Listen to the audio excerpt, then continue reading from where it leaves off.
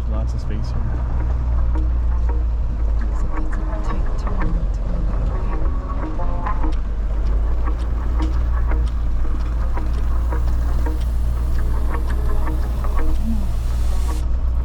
All right, we are leaving Lethbridge KOA. Our KOA journey, I think it's called. Yeah. Nice place, big, spacious lots, level. Yes, I do appreciate the gravel and the paved paths, the drives. Willow had a nice time walking around, and we actually found a dog park, Yeah. which she loved for some reason. She took me there every single time we went for a walk. I think our nose probably led you there. Yeah, she did sniff around for a while. We didn't film much. It was mostly just kind of rest and recovery. We had a short drive day coming from Porcupine Hills. However, it was the strongest wind that I have ever experienced pulling this large fifth wheel. Sustained wind of up to 70 kilometers an hour with gusts over 90. That 2-hour drive day felt like it was at least 6. It was really mentally fatiguing.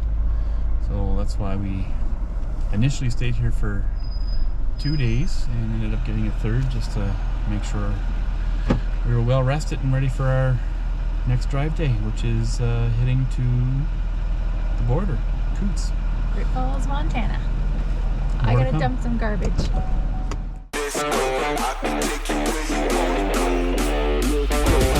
Take you where you wanna go.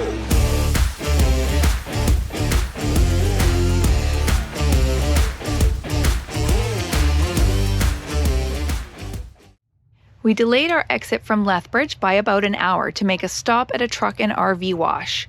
After getting towed out of that boondocking spot, there was dust everywhere. We definitely needed to wash it off. Everything was nice and clean as we hit the highway, but less than an hour outside of Lethbridge we ran into an accident. They closed the highways and detoured us down a range road.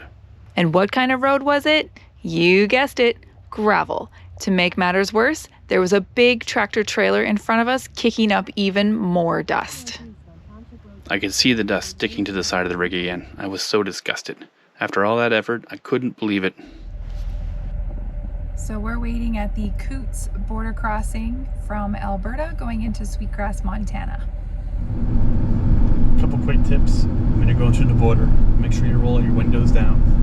Take your sunglasses off. Answer the questions directly. Probably not a good idea to be funny. They may take a little offense to that. I don't know, but I'd never chance it. We've been through this border crossing a few times and it's been pretty smooth. So as long as you're not taking anything across that you're not supposed to, probably go on the website and see what you can and you cannot take across the border, so you don't have to throw out a bunch of food. So yeah, we'll see you in a couple minutes. Update. We're waiting. We're barely moving. It's been like 25 minutes and we moved 100 feet. I'm pretty sure it's going to be another half an hour before we get to a border region. Ooh, the GPS said plus 8 minutes now. It was Yeah. 6 minutes a couple minutes ago. It's going up. I'll change that to 40 minutes. Oh, hold on. I see movement. Ooh.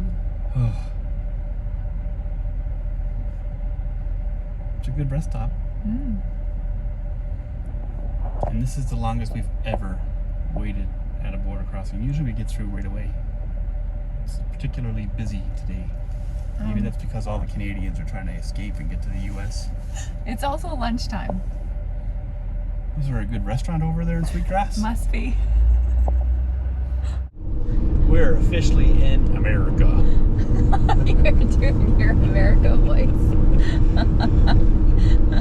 Listen, I gotta say, every time we cross a border into America, his voice changes along with the units of measure, gallons and temperature and miles. It's like he just becomes an American.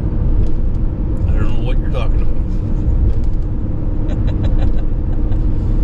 Oh, say more. Sweetgrass, Montana, 65 miles an hour. My thermostat's at 68 and I don't what that is in Celsius. And how many miles to our harvest post? 105. It's a good thing the time hasn't changed. No. Uneventful border crossing. Other than the wait. God, it was like an hour. But got through pretty smooth. Lots of questions, lots of no's, lots of yeses. No, not a lot of yeses. All no's. All no's? So it's not like the unemployment application. No, no, no, yes, no, no. It was all no's. No guns, no drugs, no fruits and vegetables, no raw dog food. No eggs, no dairy, no meats. No jobs. Here we go. Here we go. Our next stop is Great Falls. 104 miles now. We're going to stay at a Boondocker's Welcome for a couple of nights. Rest up, recover, fuel up, unload the quads and motorcycles, so we have a little extra room. I'm going to put Katie to work and do some editing, and I don't know what I'm going to do yet, but we'll figure it out when we get there. So we'll see you in a little bit. After we crossed the border, the road trip was pretty uneventful, which was a nice change. We stopped at a rest area along the way to give Willow a break and have some lunch. Then we carried on to Great Falls. Because of my symptoms, we try to keep our drive times to about 3 hours max a day and only one travel day per location. It gives us a good balance, enough time to travel, but also plenty of rest. During our boondocking stay, we had the pleasure of meeting another Canadian couple on the road. Our host, Russ, was fantastic and made us feel right at home. We spent a great evening chatting with our new friends Barry and Shelley. We might have had one or two too many adult beverages, but the conversation was good. While we were all enjoying the evening, Mother Nature decided to surprise us with a beautiful display of northern lights. It was an incredible show.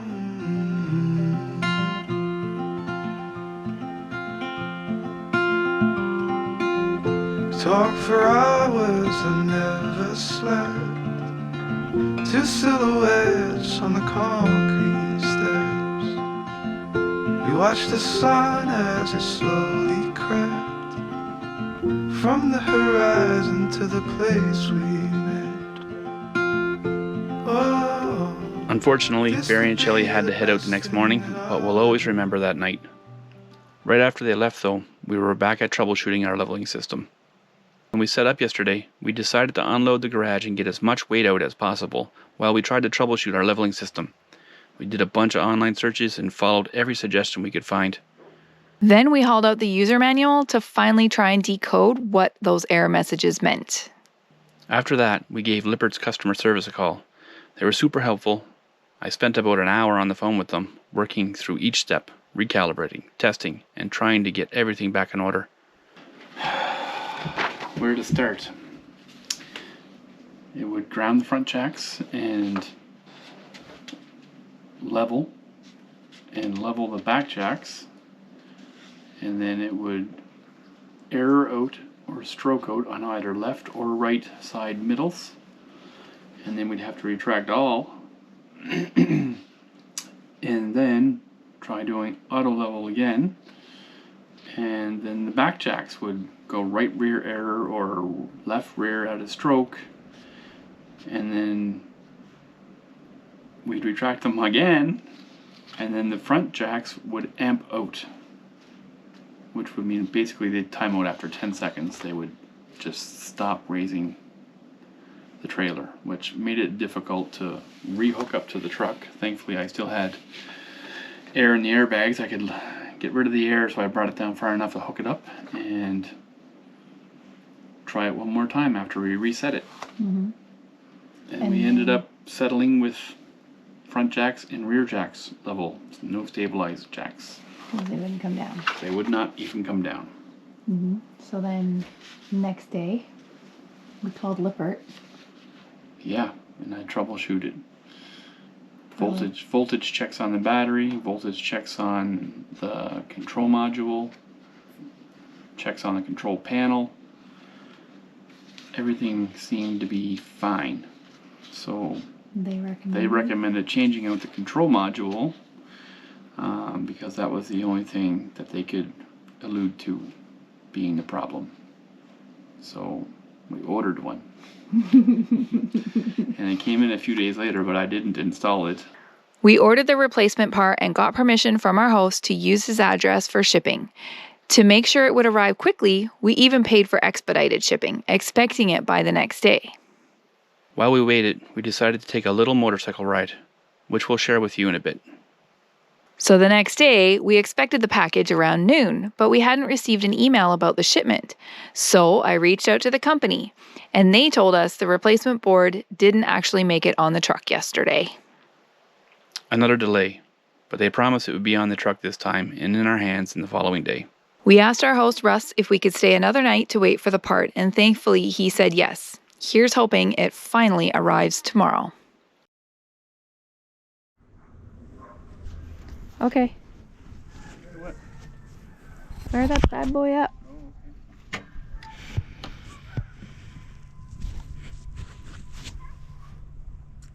Well, I'll keys first. Can I get those keys?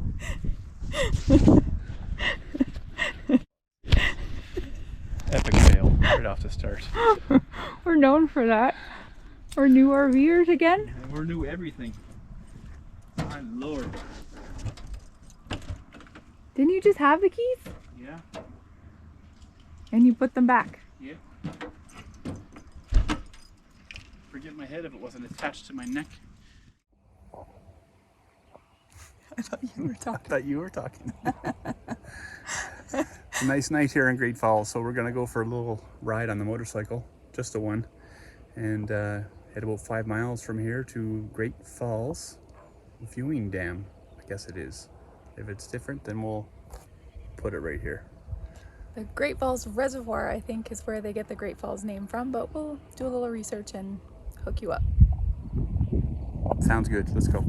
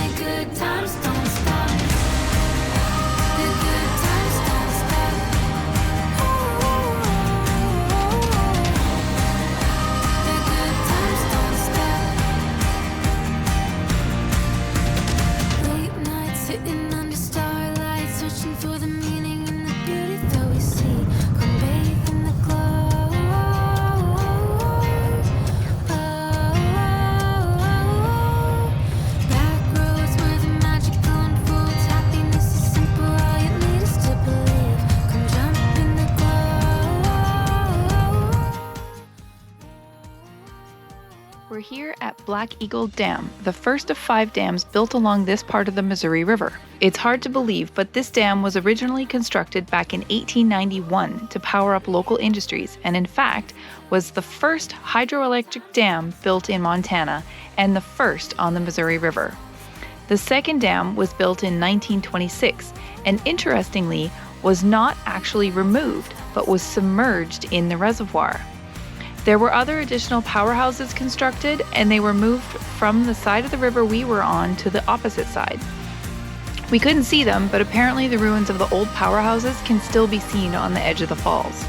The overlook here gives you such an amazing view of the river and the dam in action. The Black Eagle Dam is 753 feet long and 26 feet high and can yield up to 14.5 kilowatt every year. Now I know why Great Falls got the nickname the Electric City. Who knew? What we love about traveling so far is that we get to see and experience things we've only read about in books or saw in movies or in other people's photos. I mean, the Missouri River. We were kind of at the start of it, and it flows over 2,000 miles before joining with the Mississippi.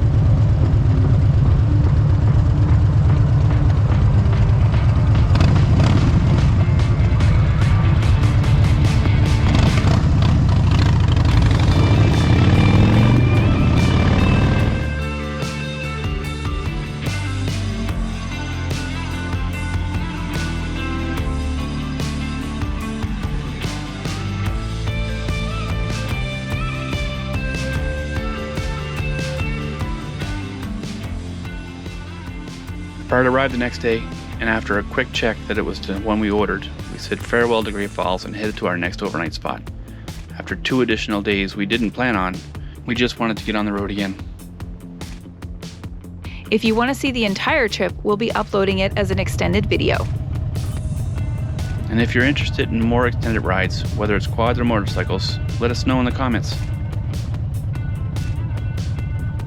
Don't forget to like and subscribe to follow along on all our adventures. See you at our next stop. Perfect little ride. 7 kilometers each way. Right up my alley. And what's in miles? 5. It's 5 miles, 7.2 kilometers. Through the historic district of Ish. Great Falls, Montana. Nice evening. Thanks, babe. Dinner time.